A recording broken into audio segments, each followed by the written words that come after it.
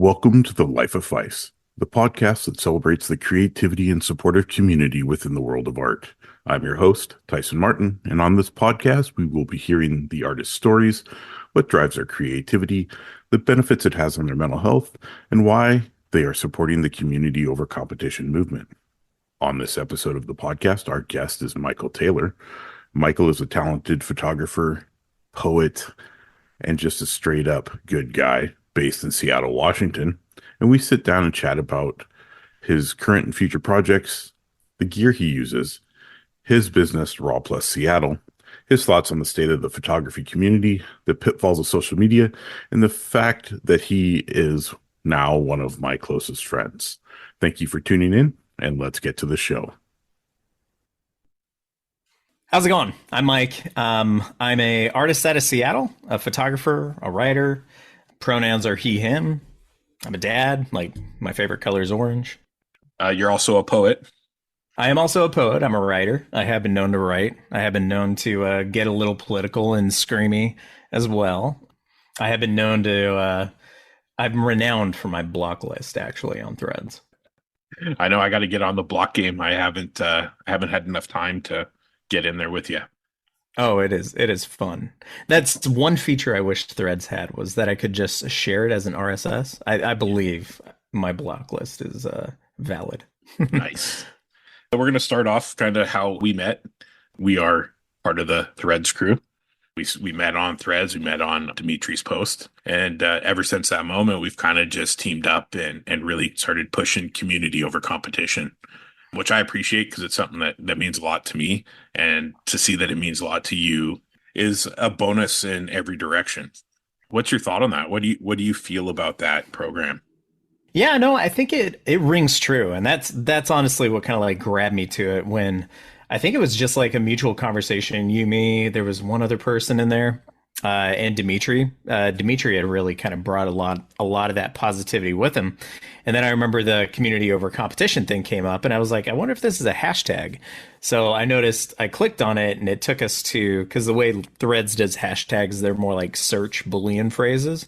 So searching it, I noticed you had some posts on there. I noticed Dimitri had one or two, and there was another creator as well, which is escaping my mind. But that's kind of where it all began. It was just this positive network of photographers and creators that were more interested in cultivating a community of like creators, people that you could bounce creatively off of. And it's multidisciplinary.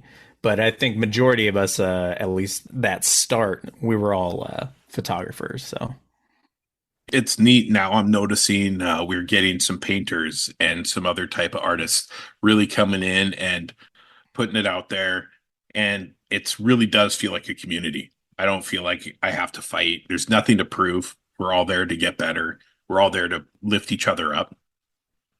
It's tough when you come from an environment like Instagram where there really is no community. People say there's a community. I find it very, very tough platform to grow on if you're sincere. Yeah, and I think that's the big piece that's missing from Instagram is the sincerity. And I think we found that on Threads. Part of that might be because Instagram really feels like a shopping mall, if that makes sense. Yeah, Instagram feels like the shopping mall. Everybody has their own table. Everybody's selling their own wares. And so inherently there is this little piece on Instagram that is a bit more competitive than any other art space online.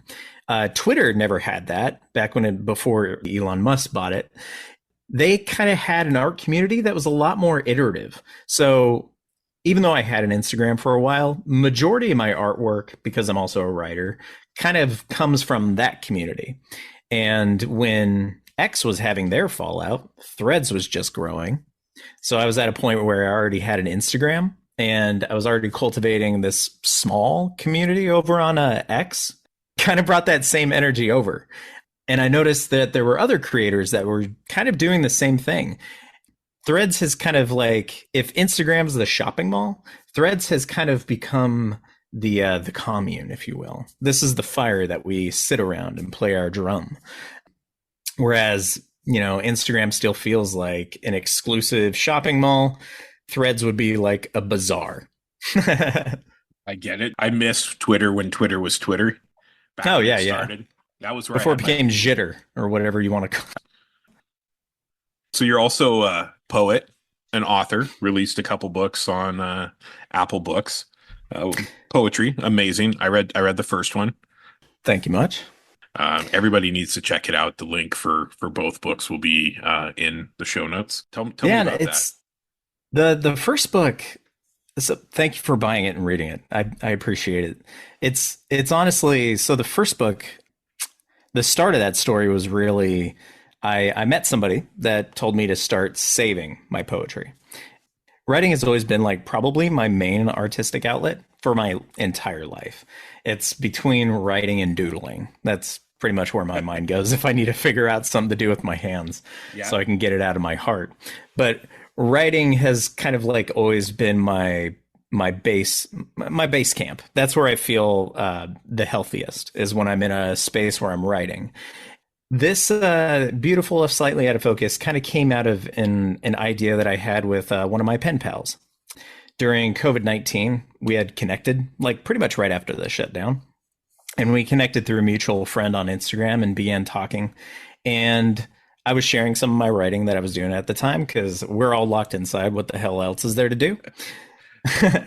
I think that's when I took up photography too. So it's at that time.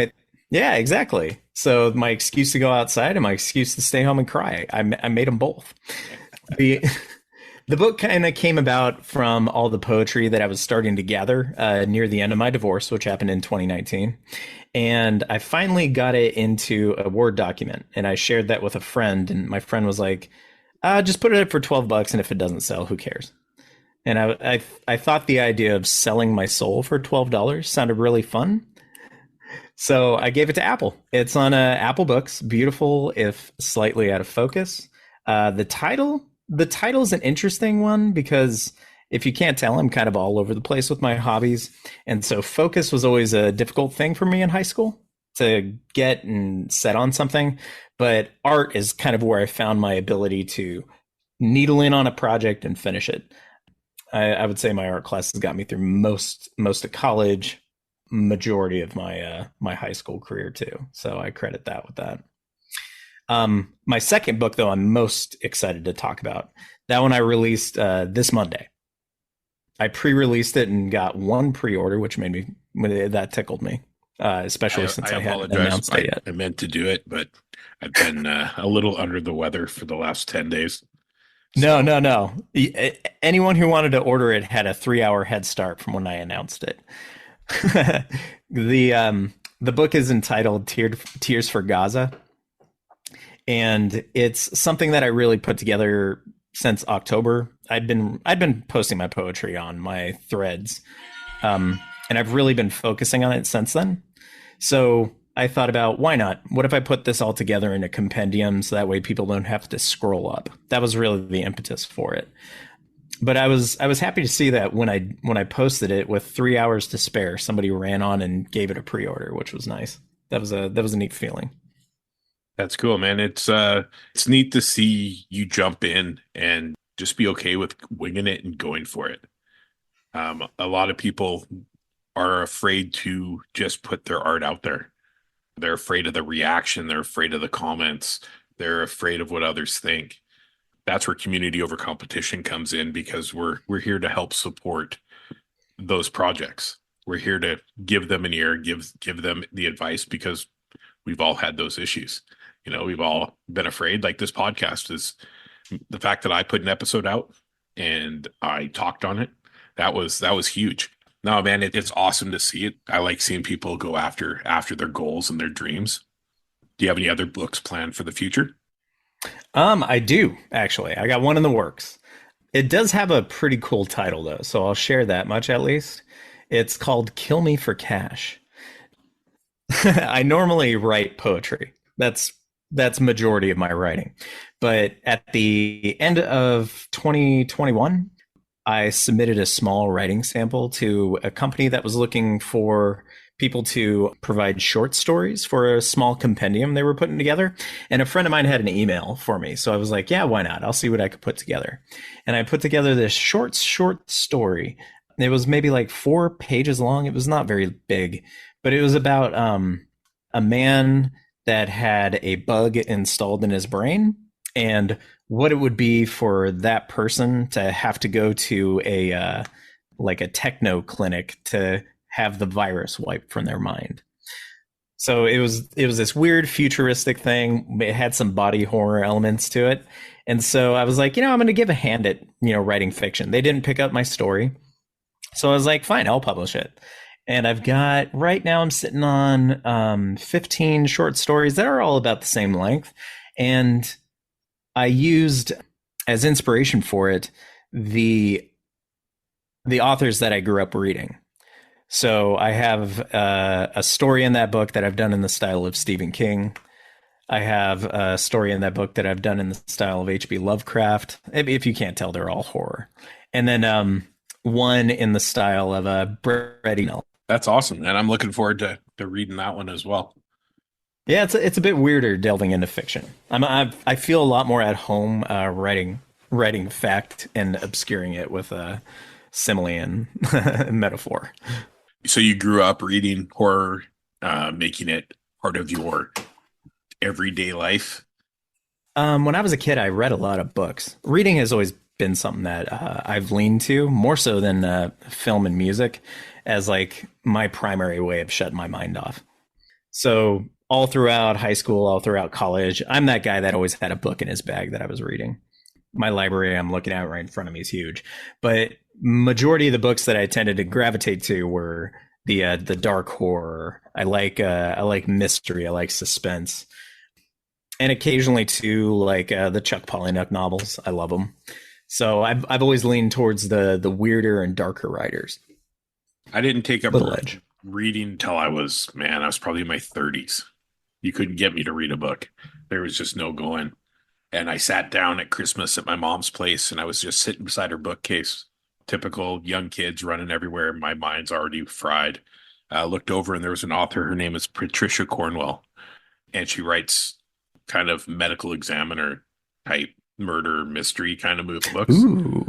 And I flipped that book open, and I started to read the first page. And next thing I knew, 3 hours later, I had finished that book. His first book I ever finished. Now I've read every single book in that series. What's going on in your business? I know you guys are ramping up for some exciting things. Anything you could let us know? Yeah, I mean, there's a lot that we're undergoing. We did a major pitch, and I think I can talk at least a little bit about it. But I did a major pitch to a large IP, a franchise called Cyberpunk. Our business is Raw Plus Seattle, and we do media and media services. And we had a pretty solid idea that used their IP, came up with a large pitch. And what I ended up doing was I trickle pitched it. I sent them an email that kind of like teased it a little bit, and that got us in the meeting. And by the end of that meeting and that conversation, it was like, oh, cool. How much would you charge for it? So I think we had a solid pitch, and I'm excited to see it come to fruition. If it doesn't, I think Roxy and I are just going to do it ourselves. We started Raw Plus Seattle with this idea that we would take on projects we wanted to do with companies that we wanted to do them with. So this particular launch with Cyberpunk is a passion project to me because I love tabletop RPGs, and my favorite tabletop RPG is Cyberpunk 2020. That thing got me through high school. I love it. I was a freaking geek when it came to tabletop. And all my friends wanted to play Vampire the Masquerade or D&D, and I was the guy that was like, nah, let's go into the gritty, dark future and roll around in some augmentations and like in a city where you could turn your head and get shot immediately. I'm excited to see what you guys are putting forth. Last night I was told you like to do the emails and stuff. So, I think when you go to your approach other people, you have to always end it with and stuff. I think that is a proper business move. It truthfully is. Yeah. The stuff is what gets the call back. So exactly. No, it's an exciting endeavor. It's a lot of work. I think you both are going to handle it quite well. I think we can, and that's something that I've always thought. Like when I met Roxy, I mean, we were friends for like probably a solid 8 months before we started dating, maybe a whole year.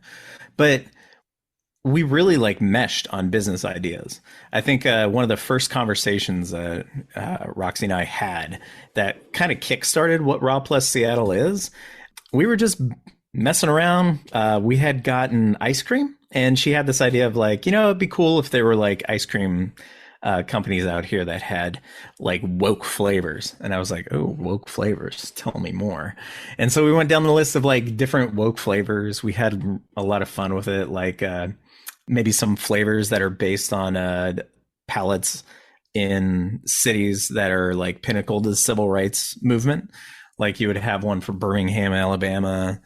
You would have another one for like Martin Luther King, like different flavors for different people. And we came up with this idea of releasing an ice cream company that was like that. And we just did that over like a short conversation over the fly. And so and Raw Plus Seattle has gone through a lot of like different names too. But when we landed on Raw Plus Seattle, the idea was to find work that was artistically fulfilling and spread that love to other creators. That's why community over competition is important too, is because if there's a job that I think needs to get done out there and I'm not the right person for it, I want people in my circle that I can reach out to and give that to and say, hey, I found this gig. I can't do it. It's yours. Please take it. I think you could do justice for this. It's born out of this idea of being able to lift other people up, because rising tides raise all ships, right?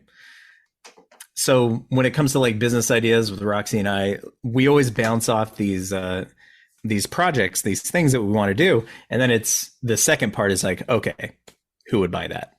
And once we figure that out, then we make that pitch.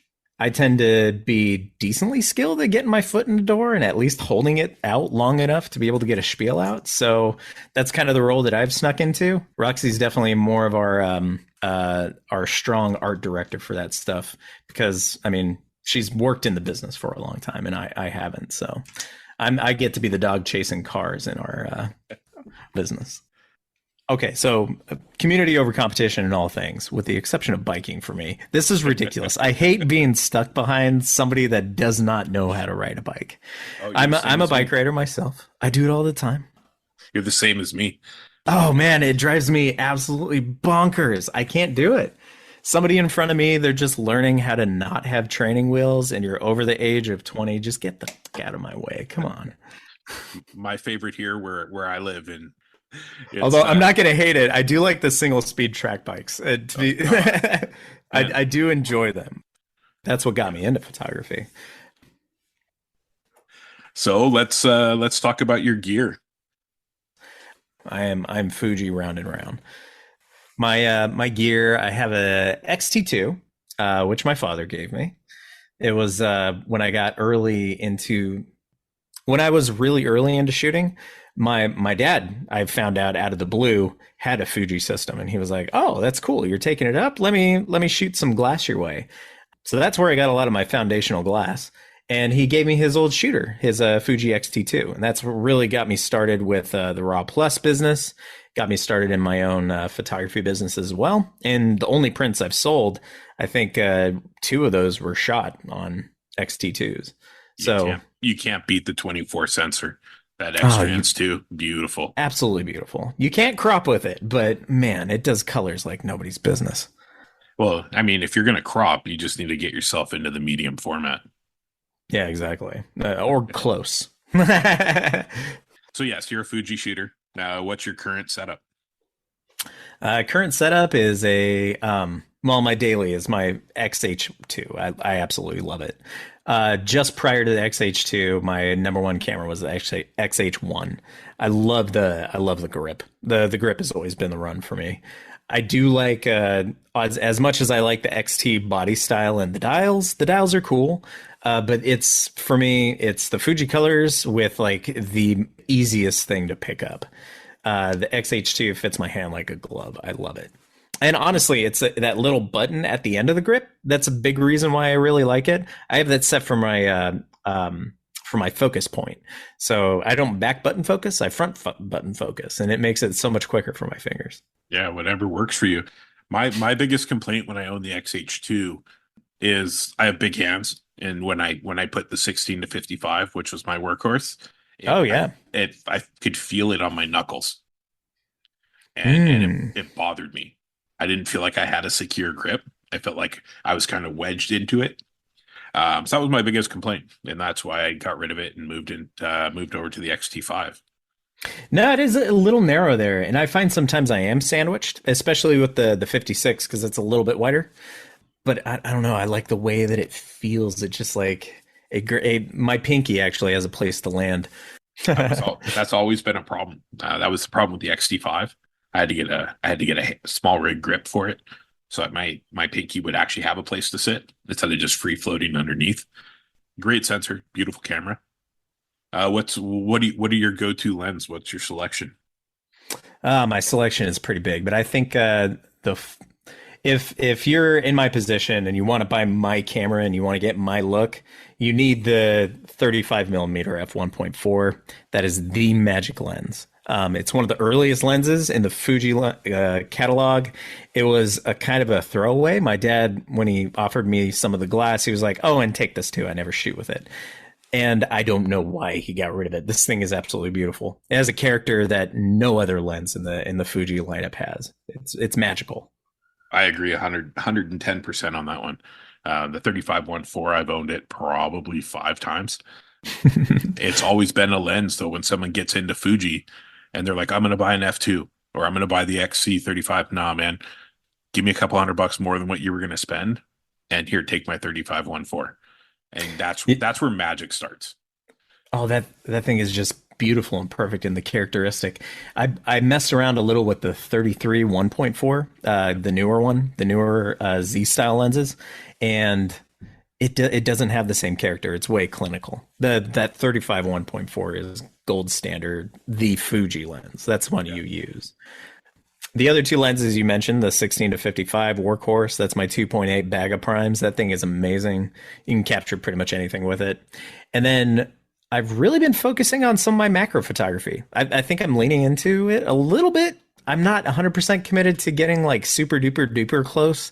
I have some pretty good images in that realm, but the 30 millimeter f2.8 macro is probably my third lens. I actually use that as more of a street photography lens than anything, just because it's a strange angle. 30 millimeter, I think it's a 40 millimeter equivalent or something around there. So like a 45 or 44. So it gives you a pretty decent field of view. And then the 2.8 is fast enough for me to, pull off something neat.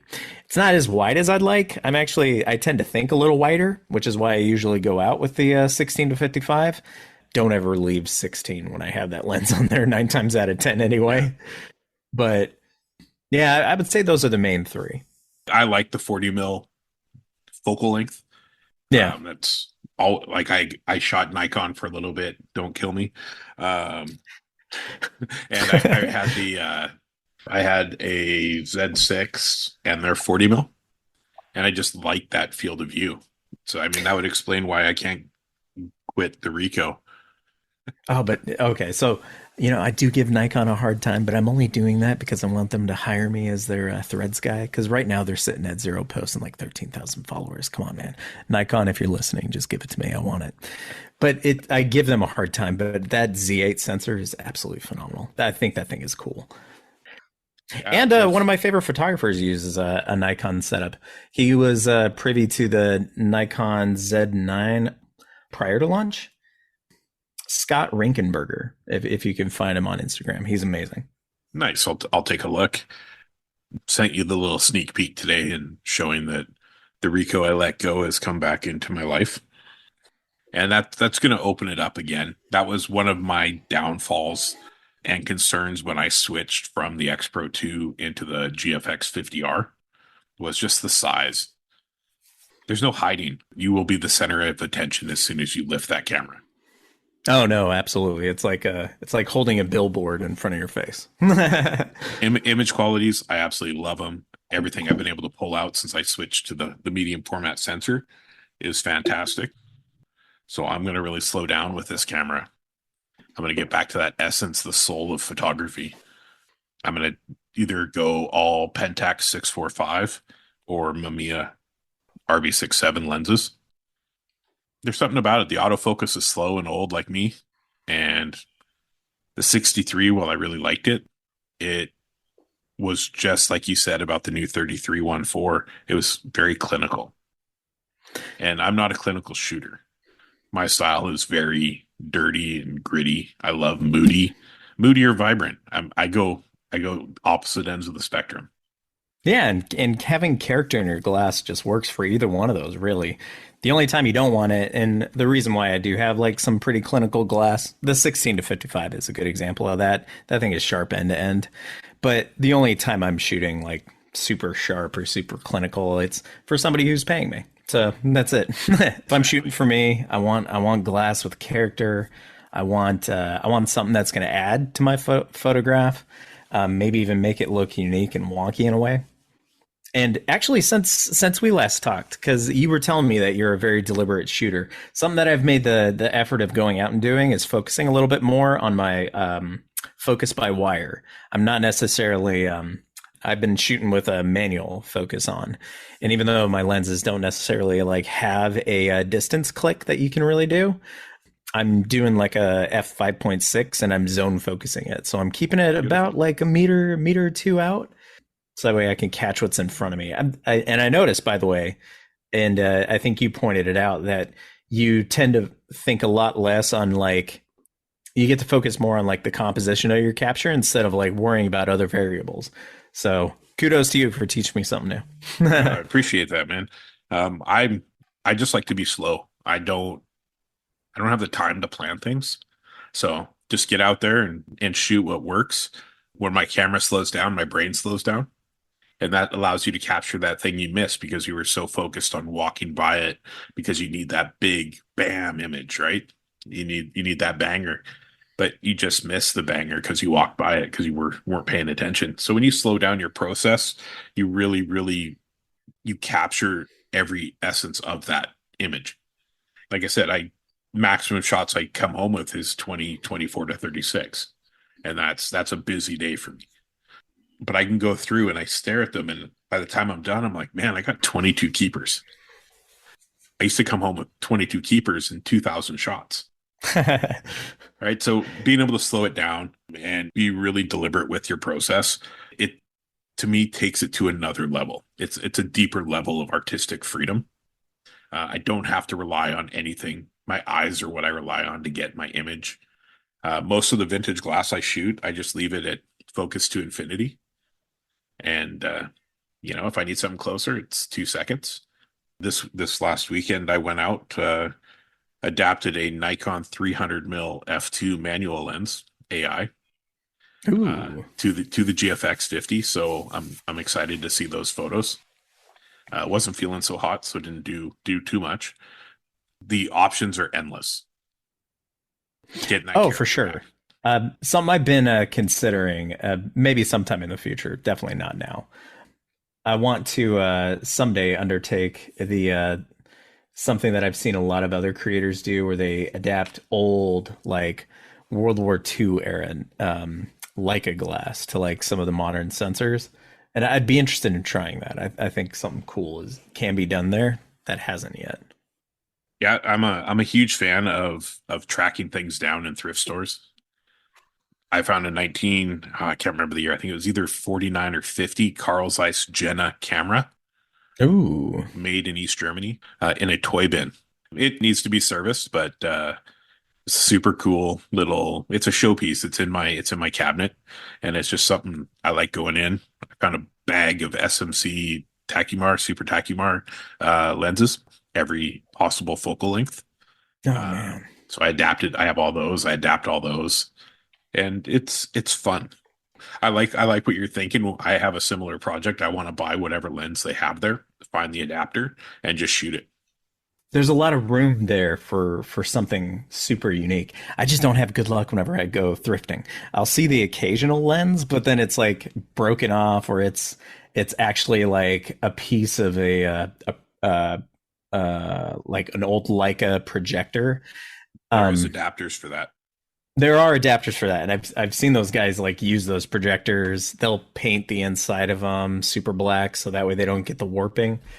I tend to like So since I've been doing a lot of these photo walks here and around Seattle that Rob Plus has been putting on, so many different people come out to these.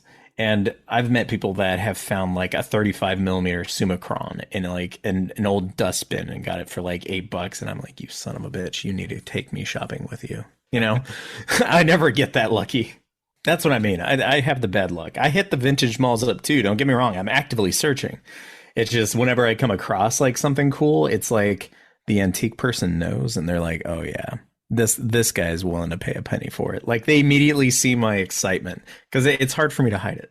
Well, that's the negative of being a very open person. I still haven't found my Leica dreams.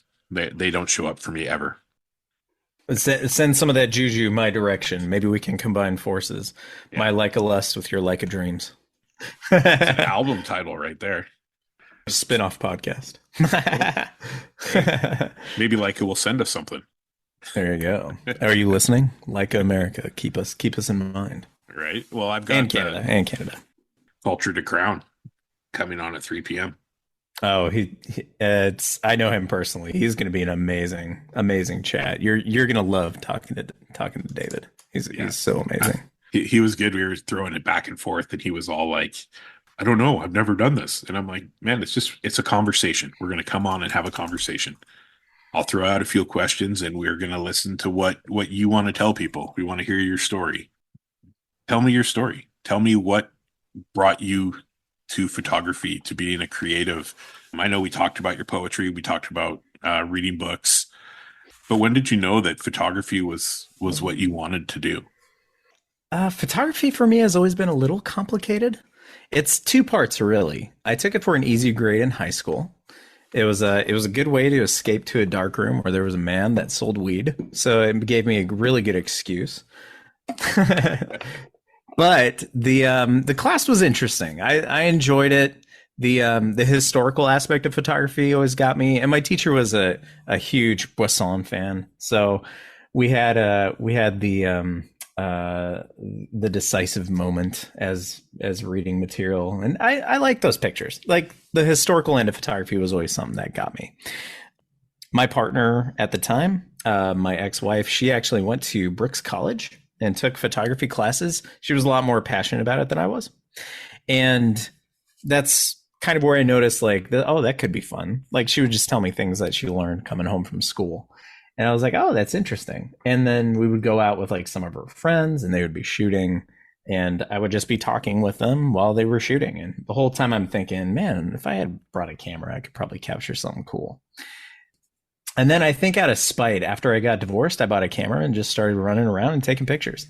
The COVID-19 quarantine happened and I was stuck at home. So I needed an excuse to go out and I would just take my phone with me like, any normal person would. But I was trying to document like some of the tagging and the spray painting that was going around my neighborhood. I thought it was cool. So I was posting them online and people really enjoyed them on Instagram. And shortly after that, I was like, let's make it a thing. I'm going to get a camera and I'm going to like walk around my city just like a European and take it in. Street photography kind of called to me from there. So it went from going around and taking pictures of spray paint to cars to people. I met Roxy through one of the groups that I was setting up to walk around my city. And yeah, it's just become my life. I love it. It's photography. I like to say I found photography, but it probably found me in a way. It's kind of reverse engineered its way into my life. Do you remember the first image where you looked at it and you said, damn, I can do this? Where you were just hyped on it? Yeah, actually. So early on when I was going out and taking shots, it was probably the first camera that I bought after walking around for like a month with my iPhone. I picked up a Ricoh GR2. And I was like, if I'm going to invest in it, the GR2 is just a great thing anyway. So I was like, if worst case scenario, I bought something that I could take pictures of my cat with, like really good pictures of my cat. It had the macro mode, so you can click into that and like really kill out the background on a 2.8. I thought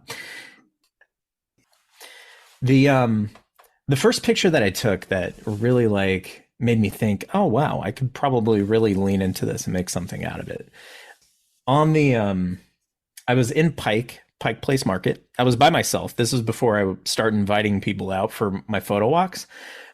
I was watching YouTube, and a couple of guys, Sammy Streetwise, was playing around with his Ricoh GR2 as well. And I was like, I like what he's doing. He's just going to coffee shops and then incidentally taking pretty awesome photos.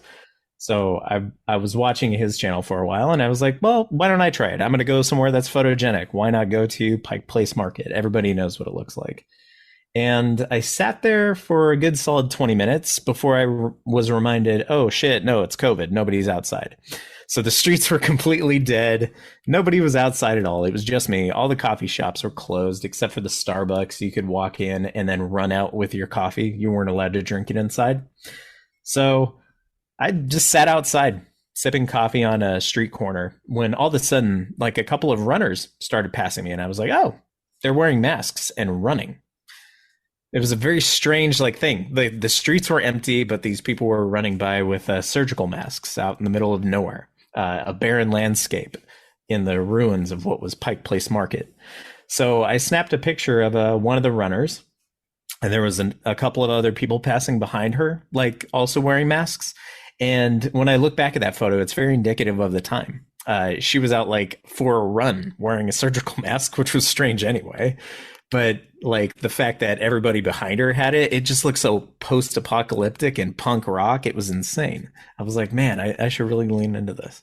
I had similar where I live here. There's a small part of our town called Fort Langley, very popular tourist place, usually just jammed with people. 11 o'clock on a Saturday or Sunday, it's shoulder to shoulder. There's no place to sit, no place anything. And so I wandered through the streets during COVID, and there's nobody. 11 o'clock, there was nobody. It's weird, right? Middle of the road, no cars. And that's what drew me to photography, is realizing that I could capture a sliver of time, capture a moment of history where who knows if we'll ever see something as crazy as COVID. I don't think we will. I hope not anyway. I hope I'm not alive for COVID Part 2, Electric Boogaloo. During COVID is where I realized that 10,000 hours really does make you good at what you do. It's almost to the minute. I spent every single day from sunrise till mid-afternoon walking by myself shooting photos. Just because I was in a spray and pray. I shot wildlife at the time. I was just trying to become one with my camera. Yeah. And it's so strange. So my number one excuse for going outside was biking. But I had the camera because I was biking to cool places. I was working at the time. I was working at Rad Power Bikes. And I had invested in a helmet that had Bluetooth. So I would take all of my conference calls on the go. Yeah, I was on Zoom calls while I was doing much of my early COVID photography. Incorporate photography into work. Make the corporos pay you any way that they can. That's the real secret, even if they don't know it. Oh, damn it, they do now. Oh, shit. Another question that I always seem to go to is, who is your photographic inspiration? Oh, my inspiration. There's so many. Oh, gosh. I mean, Roxy, for one. I don't know if she told you, but I've stolen all of her good ideas. She, the way she does movements, absolutely insane. And I wish I could do it half as good as she does. It's something that I neglected early on in my photography career too, because I was always watching these photographers on YouTube, with the exception of Sammy. He's just funny, and I love his work anyway. But a lot of these guys focus on really clinical, super sharp, super contrasty. So when I was really starting to look at this as my main outlet for artistic expression, the people that I was following in the footsteps of are people that were really, really focused on this clinical sharpness. And a lot of my early work kind of reflects that. And it looks a little crunchy to me now. Something I've been doing since I met Roxy is really loosening that up, showing some motion, being okay if things are a little blurry in places. In fact, a lot of the work I've been shooting lately is intentionally soft focused. I love that look. Yeah, I would say Roxy's probably my number one. I've stolen so many great ideas from her, and she's absolutely amazing. She's won an Emmy for a reason. We talked about that last night, and I just told her you need to scream that from the rooftops. You should be proud of that.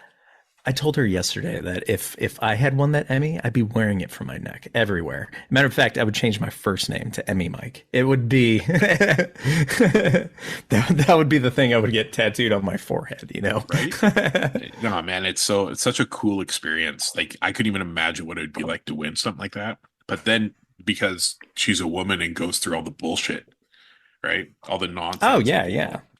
Man, I just told her, Life of Phys is proud of her. Keep it up. Scream it Oh from the yeah. rooftops. Tell everybody you're an Emmy winner for a reason. And she's up for 3 more for a reason too. I don't know if she mentioned that on the cast. In the bag this year. Oh, So that's so congrats, sick. pre-congrats, Roxy. We'll have to do a podcast congratulating her and embarrass the hell out of her. Oh yeah, definitely. So besides Roxy, I mean, I would say for my portrait work, I really like Sean Tucker. Sean Tucker's work with portraiture. He used to do a lot more tutorials on his editing process. So when it comes to editing portraits, a lot of like my early work and even my today work reflects his more painterly style of editing skin, which I really like. And then on Threads, someone that Roxy and I both kind of like stumbled on like seriously. And in you as well. Oh my god! Actually, I think you're the one that retweeted him, Jonathan Pitts Wiley. He's I on post whatever. If something hits me and I feel it, it's getting a share. It's getting a comment. I'm. oh It sounds familiar. I'm actually going to look it up as we talk. That's the thing is, I mean, I rely on so many people. I like some of the greats: Robert Frank, Fred Herzog. I know the spots he shoots photos, and a lot of their photos aren't tack sharp. And that's kind of the basis of my podcast is I don't want the Peter McKinnons. I don't want Sean Tucker would be sick. Sean Tucker, if you're Sean Tucker listening, would be great. I know you want We to. we need photography anyway, so he's definitely more community than competition. I see everybody, oh, I've got this podcast. I've been trying to get this person. And I'm like, why does everybody go to who they consider the cream of the crop? It's because they want that quick turnover. They want those quick likes. They know, oh, I mentioned Peter McKinnon a lot because he is one of my favorites. Very, very well known. Does amazing work. And I wouldn't say no if he wants to come on. But Peter McKinnon, if you're listening. I feel like I have a true friendship with you, which with a lot of guests, you don't get that. It's a straight back and forth. You have your conversation, you say goodbye, and that's where it stops. There's no, hey, okay, I'm going to come down to Seattle, or you guys are going to come up to Vancouver eventually, or whatever it's going to be. There's no continuation of that friendship. You did a podcast, then you walked away. I see you guys sharing these artists that are unbelievable, and they have like 40 followers. Oh, they're phenomenal, aren't they? And the world needs to see this work. There's a guy you got to check out. I don't know if you follow him. His name is Kelsey Smith. He is, I believe he's from Florida. I bought a book from him. Incredible. So he's somebody that everybody needs to check out.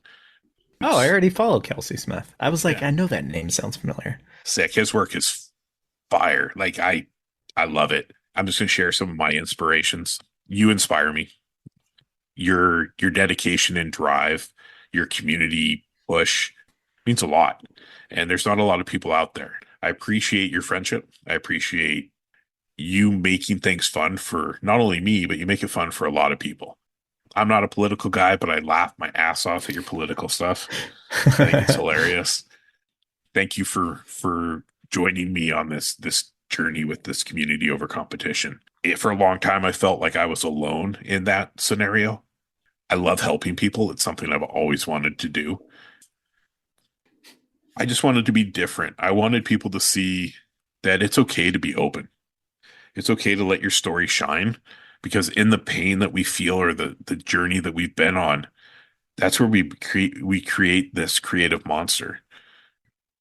Shoot in the way I feel. So I shoot in the pain that's my life, the pain that I've felt. On Threads, I feel like I have that community. Lead us into our next question.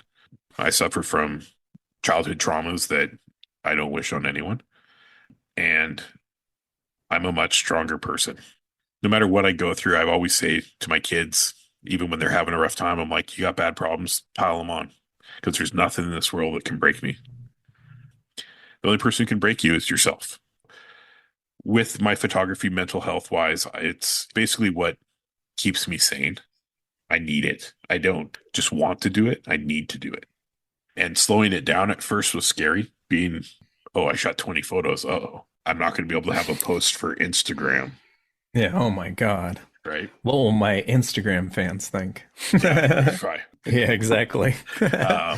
So for yourself, how does your creativity and mental health go together?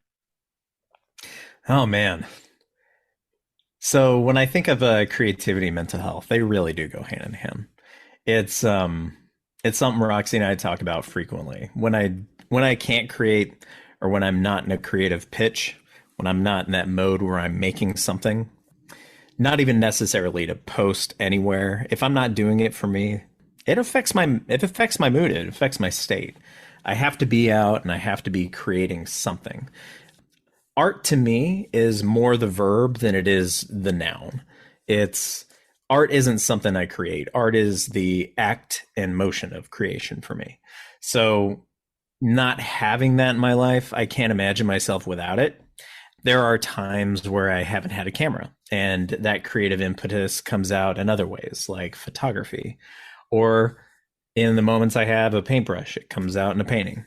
I do paint. Think about it, like if you took a picture with your camera and you only got to see it for a split second, and maybe you have, like if you forgot your SD card, isn't that still worth it? 100%. I agree with you Yeah. there. The creative muscle for me isn't necessarily the medium that I express it in. It's the fact that I have that expression. Art is something that if I were locked in a room in solitary confinement, I would find a way of doing it with my feces on the wall. I don't really care the medium as long as I have means to express. Another piece of my podcast on the other side that you did, where yours is kind of the mental health angle. Another thing that I also think is important in art is that it's political. And art is a political expression, whether you're making something explicitly political or not. There's always the politics of the person and the creator. So knowing that it's expression and knowing that it's also political expression, I also think that it's not something that we have a choice of whether or not to do. It's whether or not it's stifled. I think in your natural state of happiness, you're creating something, and you're creating something that's exemplifying yourself, which in and of itself is a political stance. It's a great way to look at it. Something I've taken upon myself, and you've probably noticed this. I'm usually the guy that says, do it if you feel good. If it makes you happy, do it. I'm that type of person that's going to goad you to doing something that makes you happy. And recently there was a large wave on Threads where people were really knocking at this lady influencer. I don't even know what she influences, but I came across her thread and people were really knocking her like, oh my God, I'm being told by an influencer that men are evil. What the hell is this? And I'm like, men rights on my threads? No fucking thank you. So I've taken it upon myself to be the influencer on Threads for men, to be better, because we need to be. It's something where I don't have any respect for people that treat other people without it. It's very intolerant of tolerant, or intolerant of intolerance. The thing about, I hate when people say be a man. What does that mean? Oh, I love that question for that reason. Can we just be a human? Be a man? That's self-defined, is it not? Oh, of course. You can't cry, Mike. Don't have any feelings. Don't respect people that have a different outlook than you. Don't go anywhere without attacking people who are happy being a different gender than you. I have a daughter. She doesn't know where she wants to be, and I'm 110%. I'm good. Fuck with her and find out. And, oh, exactly. I have two daughters. Actually, I have two and a half. My stepdaughter as well. Yes, so sir. yeah, you start building the glass ceiling. Let's see how many rocks I have to throw to break it. And that's something I appreciated from you is you're very supportive of every community. You are the best ally for everybody to have. Unless you're in politics or a Nazi. And then we I was going to say, yeah. We may have issues. There's limits. So the thing that I don't appreciate, and it comes from that basis. right? Bullying. I don't like bullies. Bullies are like when we were saying that man up, what does that mean? Well, it is self-defined, and that's why I kind of love that question. My give a fuck for that bullshit, that machismo stuff, kind of like died when I was like 4. I've always been a slight disappointment to my father because I was never able to play catch, and I was the kid that got thrown off the field for talking too much to my outfield teammates. So I've never really cared for that. The label of man is something that I've identified for myself and what that means, and I think it's a piece of myself that is not necessarily like it's all encompassing. It's not something that you can just like throw into a box and say that that's what a man does. That's who a man is. But if I had to boil it down to one thing, a man is not somebody who brings someone else down, someone that's not willing to lift someone else up. I could tell you a lot more of what a man isn't, and they kind of fit the diatribe of the men that I oppose politically. They are the weakest, most fragile motherfuckers on this planet, and they disgust me. And I'd be okay if they didn't have property rights or the ability to marry.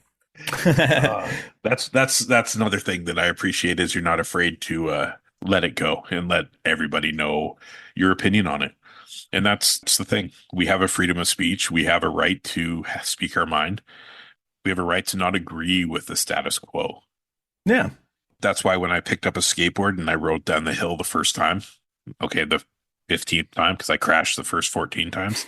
But the first time I made it to the bottom, the feeling of freedom, the feeling of creativity, me knowing that it's a solo endeavor is what draws me to people in my life, allows me to just be me, and allows me not to have to stand up to this. Instead, I'd rather talk to you and figure out why you guys are fighting or why you have that opinion and do my part to educate and allow people to grow. Because if we don't grow, this planet's in trouble. Oh, absolutely. I see it in trouble as it is. It's funny you mentioned skateboarding, right? That's the ultimate anti-authority, like mode of transportation. I remember as a kid, the skateboarding is not illegal movement. And I was there in California when that shit was growing. Majority of my friends skateboarded. I was never very good at it. I bought rollerblades, so I looked like that one. So that was me riding alongside my skateboard friends. But the part that was always fun was ditching the cops. Let's be honest. That was half the fun. My final question always is, give me your outlook on the community over competition movement. Where do you see it going? How do you see us being able to expand it? Like getting people to just realize there is a group of us out there we just want to help. So where do I see myself in 5 years? Allow me to peer into the crystal ball. Actually, it's interesting. We'll go off of this because I just found a tarot card to Moonlight Tattoo, which is a company that I spoke with not that long ago about doing a documentary with them. Shout out to Moonlight Tattoo in Seattle. But they gave me their card. Their social stuff, and we will put it in the definitely comments. Look at it. They're super cool. But they give you part of their business card. They give you a tarot card to look at. So this particular one, when I look at it, it's the Hanged Man when I see it. Where I see that going is that is prophetic only of our enemies. Community over competition is going to completely overtake this idea of the tech influencer. When you look at a lot of these tired YouTube programs that spend most of their time on gear and not enough time out shooting and actually doing the work and congratulating other artists, you can usually see their accounts on Threads. They have like 15,000 people following them, and maybe they're following one person and it's their alt account. Yeah, I think their days are numbered. I think they're about to be eaten by this movement and they have no idea what's coming for them. I could see this growing into the platform for which smaller artists get discovered, artists that are going to affect the future. Much like what Enter the Spider-Verse did for animation. I think we're about ready to do that for photography, and it's going to be from the ground up. I think it'd be cool to see like COC Con, like in the future, the conference of community over competition where we all meet somewhere where none of us live, like Atlanta, and we take over the Atlanta like convention center and we all meet, we share art, we talk about our process. Maybe there's community panels with fellow podcasters on there. I can see this really growing into like a social movement that overtakes a lot of what we've seen in the art community for the past like ever since I was a kid, where it's been very selfish and very individualistic. I think what we're seeing is a rise in the community photographer, the community artist. I'm excited to see where this goes, and I could see it just going to the moon, because ultimately there's more of us than there are them. Oh, absolutely, man. It feels natural. And that's with all the interviews I've done. So I do my side podcast. You were on it. I think we talked a little bit about it. I've had some other amazing artists on it. Nate Valentine, which I have to introduce you to. He has a story that is amazing, and he's so ambitious. He's got these really cool ideas for his videography business. We didn't even touch the half of it in our conversation. Nice. I have writers because I'm intersectional. So I have writers that follow me and want to come on the podcast. I have physical artists and cartoonists that are interested too. And I think bringing those into the community over competition fold is only going to make us a stronger movement. But with every single one of these conversations, everybody I meet that is at all connected to that community over competition thing, it's like I'm meeting extensions of myself. I'm meeting my brother. I'm not meeting like some stranger that I've never known. It feels like I've known you forever, man. And I think we've only been friends for 9 months. We could have had a baby together. I'm doing the same thing on my side on the Life of Phys. I'm bringing in, which I'm finding it's been very difficult, but I want to bring in indigenous artists. So I want to bring in beaters. I want to bring in drummers, carvers, dancers. I want them to be able to share their story, because when I figured out that it was okay to be indigenous, my whole life I was told not to be because people would treat me different. I was in my 30s, late 30s, when I was like 100% behind it. And I was at an event, and my wife is a drummer and a singer. And she was probably 400 feet away from me, and they were singing and drumming. And I was standing on a bridge, and the energy from the song, from the power of the drum, was vibrating the bridge. And I kept like looking at other people to see if they felt it the same way I did. And nobody was making a movement. And I'm like looking around, trying to figure out what's happening.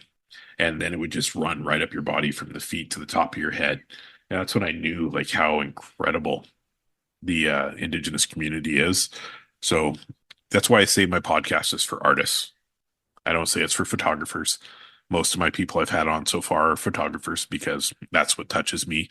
But if you're a painter, if you're a carver, if you do any kind of street art, please hit me up. I'm a huge street art fan. There's just so many creatives in this world that deserve a platform. Oh, absolutely. To be heard. And with this podcast, with your podcast, the ability for us to share information in a timely, quick manner, that makes a big difference. You can be like, hey, this guy, I can't get him on for 6 weeks. What's your schedule? Or I can do the same. We can just really build a strong portfolio of people that deserve to be seen. Or at the very least, create the chaos that creates the ladder. I like that. Awesome. Definitely get more indigenous artists, though, because I'll be honest, with Black History Month and people like Kid Noble that have been sharing a lot of like black photographers that Reginald, we're calling you out. Come on. Yeah, you need to come on the podcast. I've already reached out. I know. He's already got his YouTube thing going on, but he's got to come on one of our podcasts. Yeah. Preferably both. Maybe we just co-host one. Make it easy. Oh, yeah. You know what? I bet you if we call him and just record our calls over a period of time, we'll have a podcast. Maybe that's what we should do. Nice. See if we can get it back and forth on voicemail. That might be good enough if he's too busy. But it showed me a blind spot of black photographers that I didn't know I had. I worked really hard to cover up some of my blind spots on women photographers when I met Roxy, to be honest. Yeah. And that's been nothing but a boon for my artwork. And I love seeing some of the mother of street photography. I mean, come on. There's so many talented female artists out there, and seeing that exact same blind spot like shattered for Black photographers has been great. I would love to see more Indigenous artwork out there because it's all my favorite painters are Indigenous. So it'd be neat to see how that translates to other mediums too. Fundamentally, community over competition. That's what we like to see. This shirt right here, famous Yes. wrestlers. Everybody on the shirt lived in Milwaukee, wrestled for Portland Wrestling, made by my buddies at Made in Milwaukee. Great little store there. Life of Phys merchandise available there for all my Oregonian friends. Oh, hell yes. Man, I appreciate your time. You want to throw out your socials to let people know where they can track you down? Yeah, absolutely. Yeah, my threads, I think, is the best way to hit me. But I'm Mike of Legend on everywhere, even on X, but my X is just going to take you to threads. So start there, Mike of Legend. I have my bio page. That'll take you to all the artwork I've done thus far, including my books. Connect with me. Let's do some art together. Thanks for having me on, Tyson. I'm glad you did mine. I'm happy to do yours, and let's plan on connecting again in the near future. Doing a follow-up show. Thank you for tuning in to another episode of the Life of Phys podcast.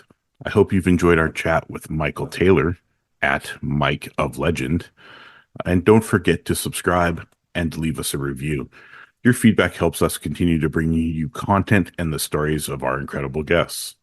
And remember to stay connected with us on all social media platforms at LIFE_OF_PHYS and discover even more stories from the community over competition movement. Thank you for tuning in and have a great day.